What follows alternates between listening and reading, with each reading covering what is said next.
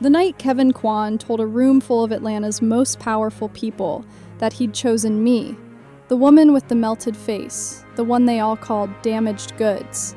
I almost ran, but I didn't. And what happened next destroyed every single person who ever told me I was unlovable. But to understand that night, you need to know how I got there. And trust me, it's worse than you think. My name is Amanda Daniel, and before everything fell apart, I was beautiful. I don't say that to be vain, I say it because it matters to the story. At 24, I was the kind of pretty that made people look twice. High cheekbones from my Nigerian father, full lips and warm brown skin from my Black American mother, and these big, expressive eyes that my mama always said could light up a whole room. My mama, Nika, God, I still miss her. She died when I was 17, sudden heart attack, middle of a Tuesday afternoon. One minute she was here, next minute she was gone, and nothing in my world ever felt safe again. My father, Emmanuel, he was a good man, a hard-working man. He ran a small restaurant in Buckhead, the kind of place where the regulars knew your name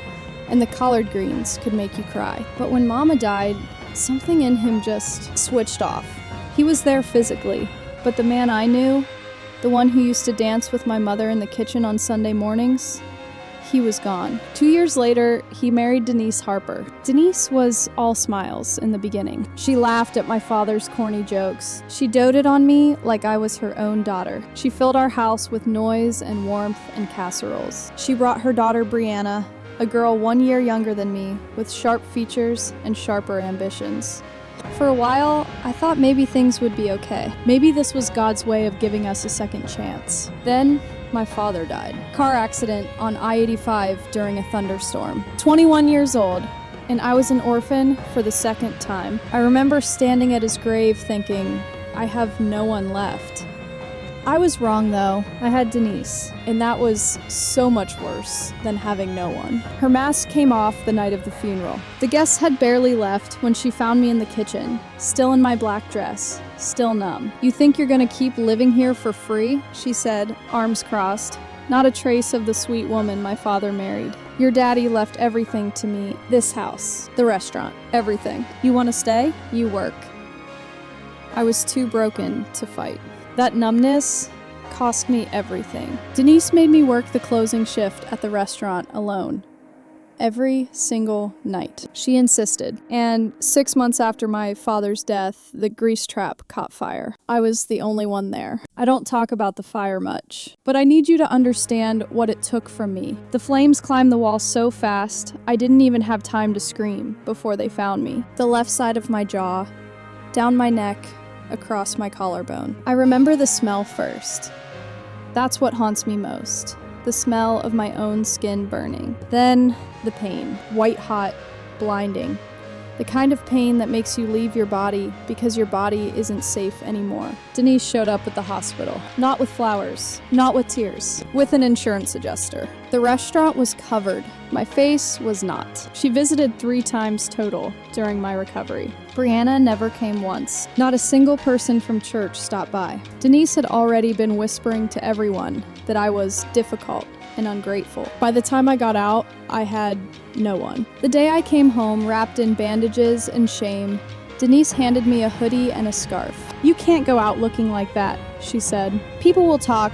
You'll embarrass this family. Keep yourself covered. Those words carved into me deeper than the fire ever did. That night, alone in the attic room she'd moved me into, I stood in front of the bathroom mirror. I didn't recognize the person looking back. The scars were angry, red, textured, a roadmap of the worst night of my life, etched permanently into my skin. I draped a towel over that mirror, and I didn't look again for 3 years. For 3 years, I lived like a ghost in my own father's house. But ghosts don't get grocery lists shoved in their face at 6 in the morning. Ghosts don't get told they're lucky to have a roof over their head. And ghosts definitely don't get laughed at on the street by women who claim to love Jesus. It was a Thursday when it happened.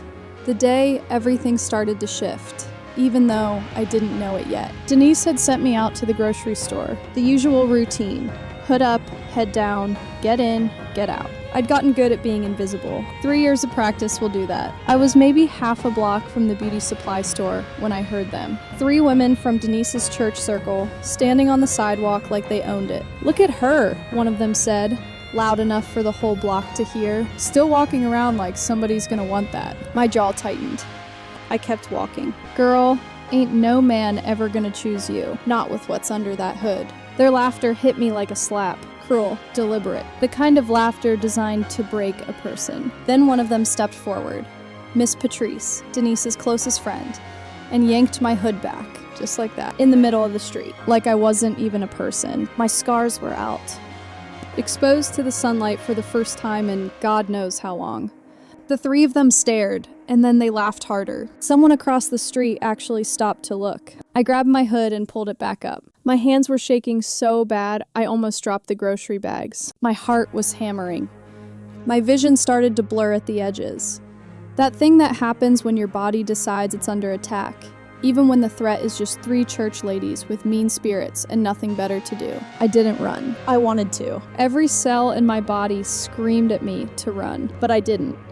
I kept my back straight, I put one foot in front of the other, and I walked past them like they were nothing. Around the corner, out of sight, I collapsed. Sat on the curb behind a dumpster, grocery bags between my knees, and just shook. For 5 minutes, I sat there trying to remember how to breathe. But I got back up.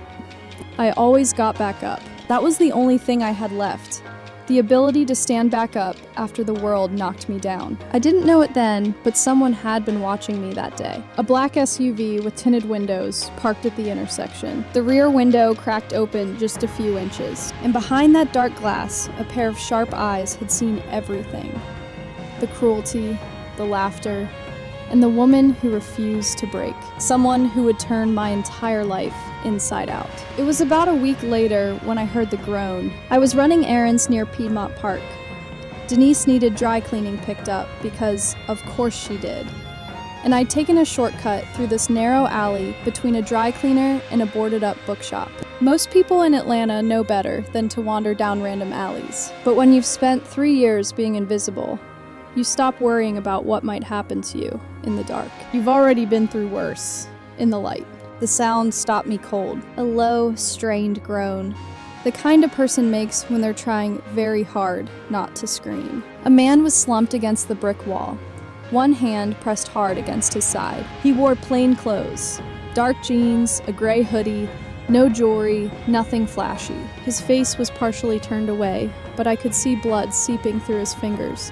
Dark and steady. My heart seized up. Every rational thought said keep walking, but I'd spent 3 years knowing what it felt like to need help and find none. I couldn't do that to someone else. "Sir? Sir? Are you okay?" His head lifted slowly. Dark eyes met mine. Sharp. Focused. Even through what had to be serious pain. He was Asian. Korean maybe. Young, but with a hardness in his face that told me he'd lived a life I couldn't begin to imagine. "You should go," he said. His English was accented but clear.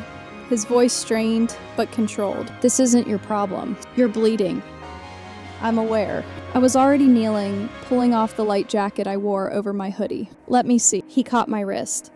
His grip was surprisingly strong for someone who looked half-conscious. I said go, and I said, "Let me see." I met his eyes without flinching. "I'm not leaving you here to bleed out in an alley, so either you let me help, or you can explain to whoever's looking for you why you're still lying here in an hour." Something flickered across his face. Surprise, maybe, or curiosity, like he wasn't used to people pushing back. Slowly, he released my wrist. I worked fast. The wound was a gash across his ribs. Deep, ugly, but not life-threatening if it got treated soon. I pressed my jacket against it hard, keeping my hands steady even though my pulse was racing. "You need a hospital," I said. "No hospitals." "Then you need someone who can stitch this up." "I have people." "Then why are you sitting here alone?" He didn't answer, but his eyes, they stayed on my face, not on my hood, not on the shadow where my scars started. On my face, on me. Then his gaze drifted lower, toward my neck.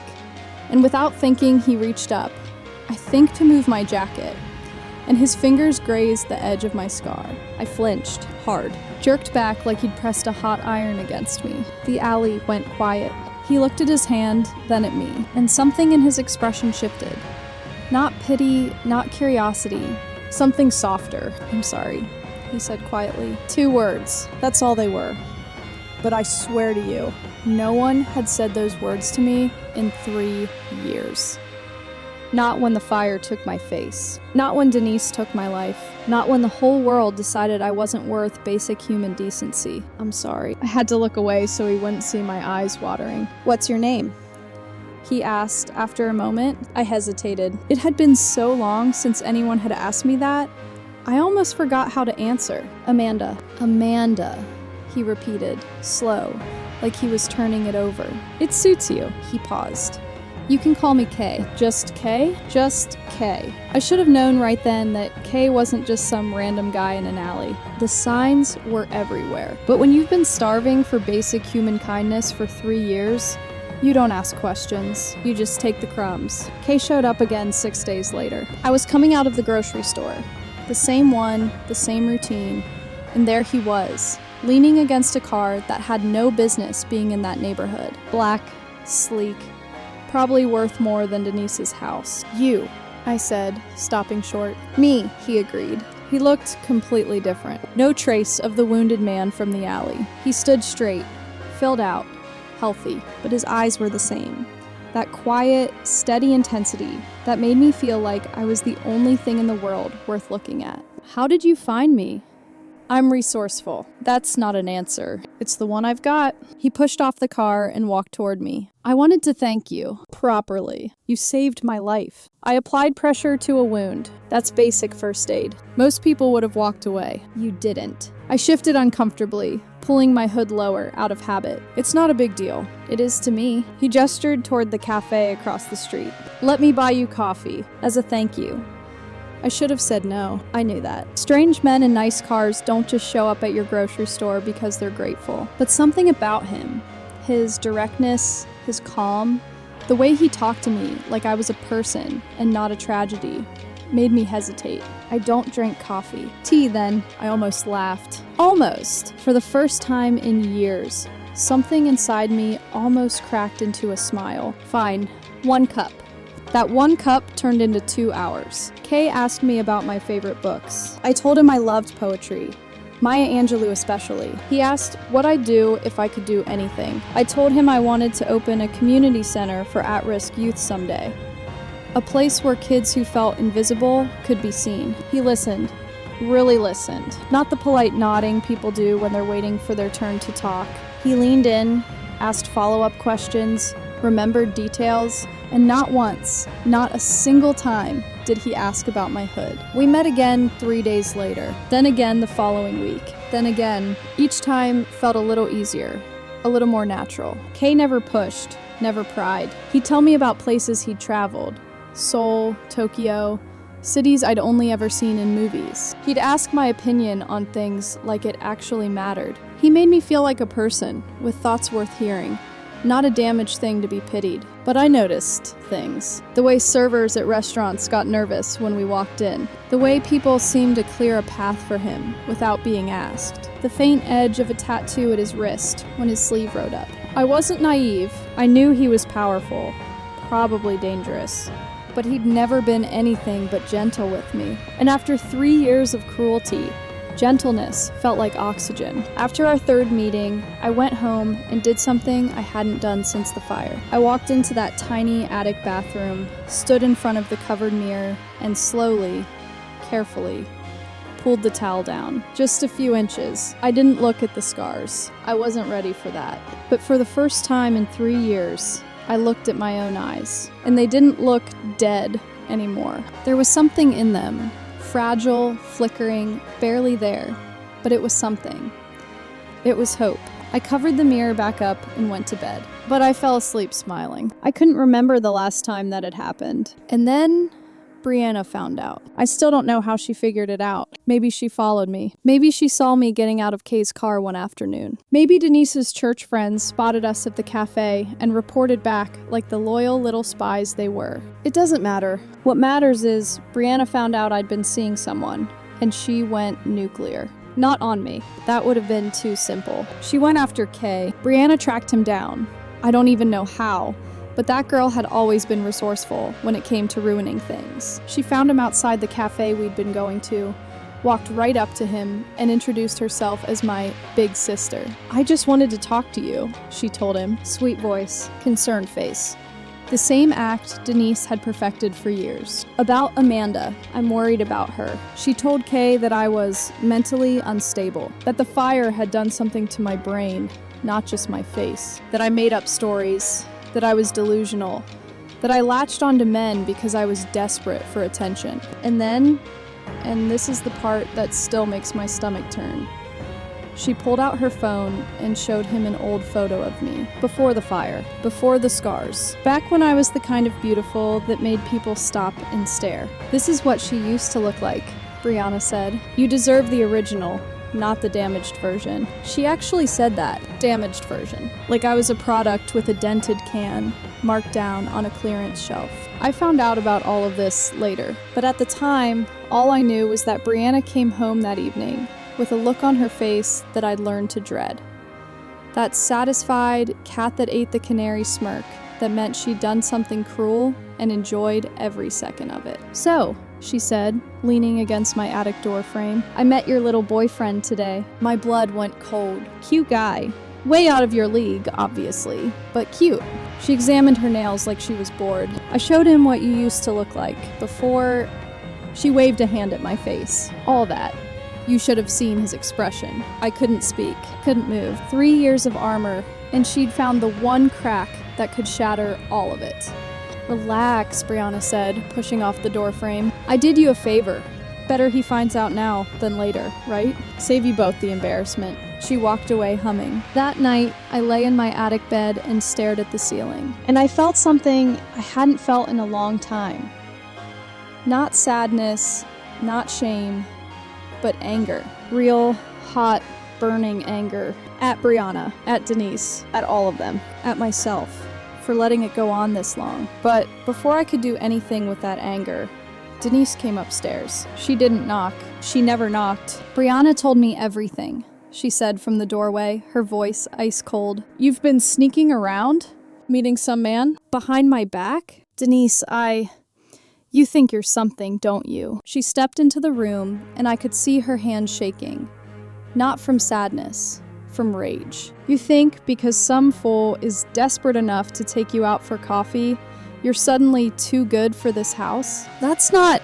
"Look at your face, Amanda." Her voice dropped to something low and mean. "Look at it. No one wants you. No one is ever going to want you. Whatever this man is doing, it's out of pity. And I will not have you embarrassing this family by parading your situation around Atlanta." She grabbed the prepaid phone she'd given me, the only one I had, and snapped it in half. Just like that. 2 pieces on the floor. "Get out," she said. "What?"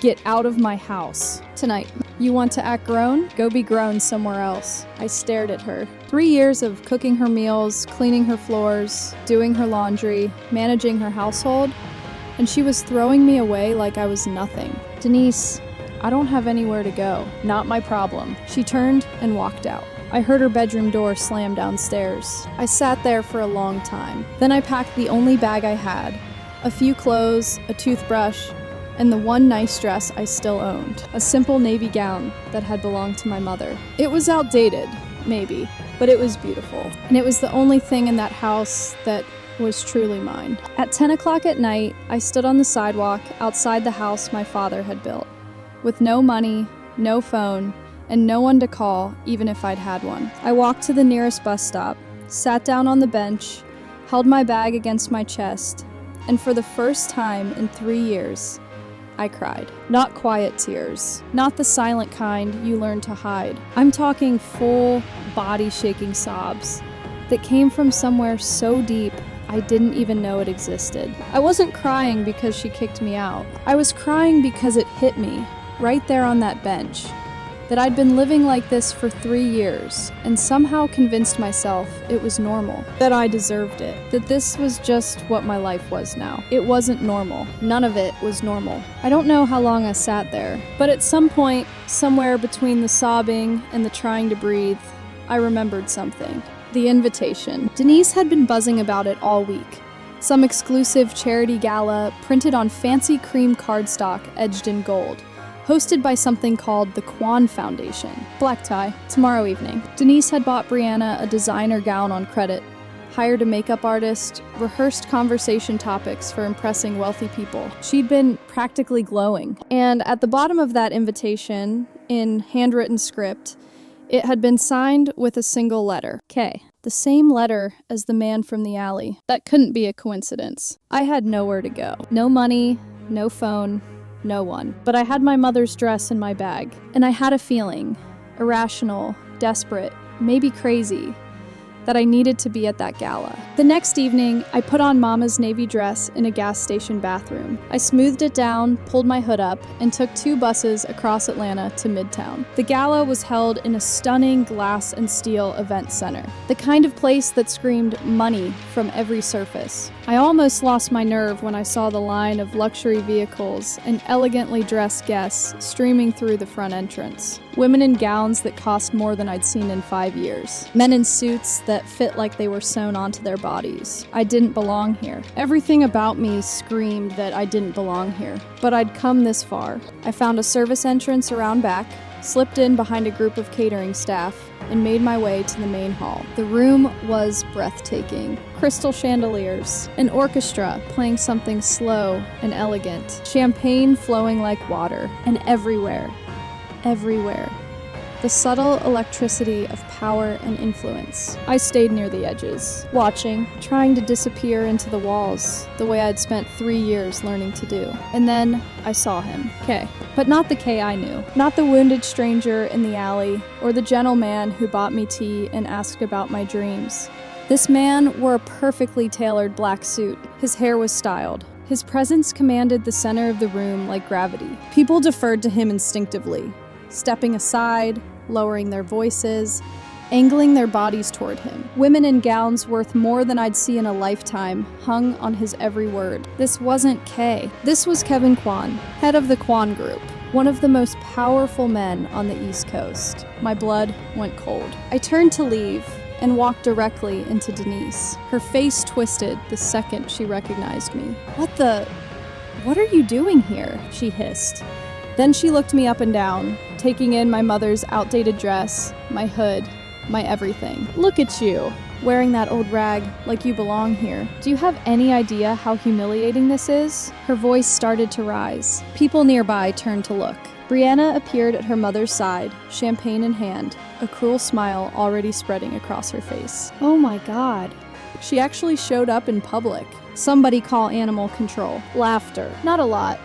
Just enough. A few people nearby, unsure what was happening, but entertained enough to watch. This is my stepdaughter, Denise announced to anyone listening, her voice dripping with false concern. She's our household helper. She has issues, mental health problems since her accident. I don't know how she got in. I'm so sorry for the disturbance. The shame came flooding back, hot, suffocating, crawling up my spine like it had never left. Every eye in the vicinity was on me, on my hood, on my old dress, on the freak who'd wandered into a world she didn't belong in. I wanted to run. I wanted to disappear. I wanted to fold into myself and cease to exist. But then, is there a problem here? The voice cut through everything like a blade, low, calm, and carrying the kind of authority that made the air in the room shift. Kevin stood 3 feet away. His expression was unreadable. Behind him, 2 men in dark suits waited silently. Denise's entire demeanor flipped like a switch. Mr. Kwon! No problem at all. This is just... she's nobody. A household worker. I don't know how She's with me. 3 words, and the entire room went silent. Denise blinked. Excuse me? Kevin didn't repeat himself. He stepped past Denise, past Brianna and her champagne, and stopped directly in front of me. His eyes met mine, and in that moment, I understood everything. Kevin Kwon, the wounded man in the alley. The stranger who'd spent weeks earning my trust, asking about my books and my dreams. He'd known who I was. He'd known everything. You, I whispered. Me, he said softly. That familiar faint smile. The same one from the alley. I told you I was resourceful. You lied to me. I omitted. There's a difference. Is there? He extended his hand. Dance with me. Every eye in that room was on us. Denise's face had gone an alarming shade of purple. Brianna's champagne glass had frozen halfway to her lips. 300 of Atlanta's wealthiest, most connected people were watching the most powerful man in the room ask the woman in the hood to dance. My hand was trembling. My whole body was trembling. This man, this powerful, impossible man, was choosing me in front of everyone. Slowly, I placed my hand in his. The orchestra played something slow. Kevin led me across the floor, one hand on my waist, steady and sure. I could hear the whispers following us like a current. "You're angry," he murmured. "You knew who I was the whole time. You knew about Denise, about the fire, about everything." "Yes. Why didn't you just tell me?" "Because I wanted you to know me, not my name, not my power, just me." His voice dropped. "That day on the street, when those women were tearing you apart and you walked through it without breaking, I knew you were different. Then you saved me in that alley without expecting a single thing. You talked to me like a person, not a position. Do you know how rare that is?" My eyes were stinging. "Why me?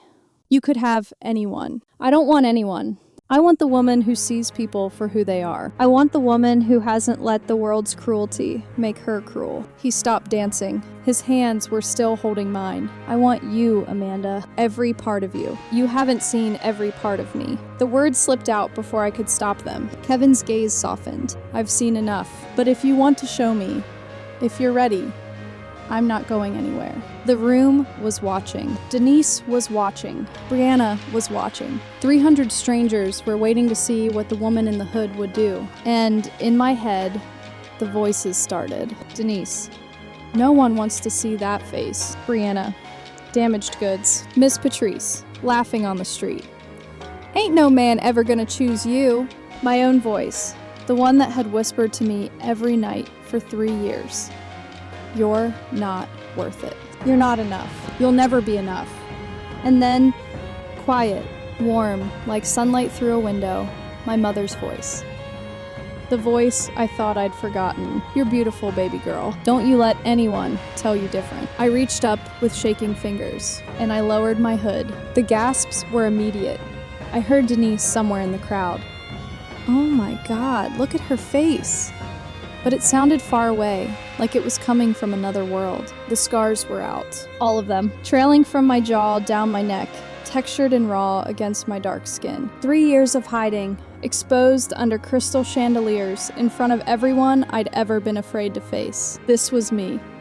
My truth, my damage, my reality. Kevin didn't flinch. He didn't look away. He didn't hesitate. He raised his hand and gently, so gently, traced the edge of my scar with his fingertips. "Beautiful," he said. "Every inch of you." His thumb brushed along my jaw. "These marks tell me you survived. They tell me you're stronger than anyone in this room. Never hide them from me." I broke. 3 years of tears hit me all at once. I sobbed. The kind of sobbing that comes from the deepest part of you. The part you've kept locked away because if you ever opened it, you weren't sure you'd survive.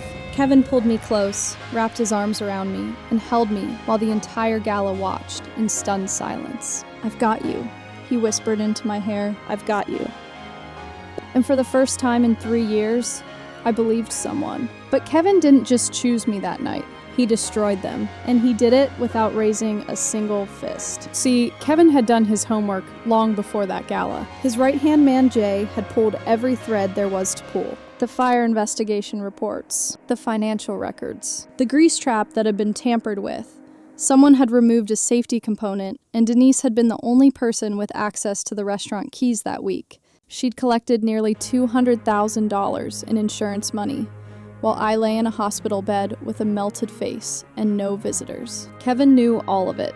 And Kevin Kwon was not a forgiving man. The next morning, 2 attorneys showed up on Denise's doorstep with a civil lawsuit for fraud and intentional infliction of emotional distress. Fire investigation reports, financial records, testimony from former restaurant employees who'd been too afraid to speak up before. The kind of paper trail that makes lawyers salivate. Within a week, word had spread through every social circle in Atlanta. 300 gala attendees had watched Denise humiliate her stepdaughter in public.